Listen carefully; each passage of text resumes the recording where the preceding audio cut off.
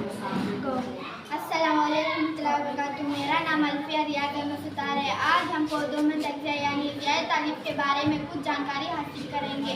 आप जानते हैं कि तमाम जानदार उज़वों को ज़िंदा रहने के लिए ग़िज़ा ज़रूरी होती है। पौधे अपनी ग़िज़ा खुद तैयार करते हैं। पत्ते पानी और कार्बन डाइऑक्साइड का इस्तेमाल करते हुए सूरज की रोशनी में क्लोरोफिल की मदद से अपनी ग़िज़ा खुद तैयार करते हैं। कार्बोहाइड्रेट, प्रोटीन, चर्बी, विटामिन और मादनियात जैसे ग़िज़ा की ज़रूरी अज्जाए तरकीबें हैं। ये अज्जाए तरकीबें हमारे जिस्म के लिए बहुत ज़रूरी होती हैं। पौधे अपनी ग़िज़ा खुद तैयार करते हैं, लेकिन जानवर और इंसान भी इसमें शामिल हैं।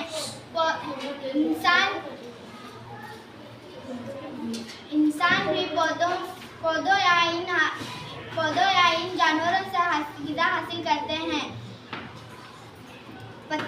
पौधे अपनी ग़िज़ा खुद तैयार करते हैं, जिसको खुद फरोवर कहते हैं।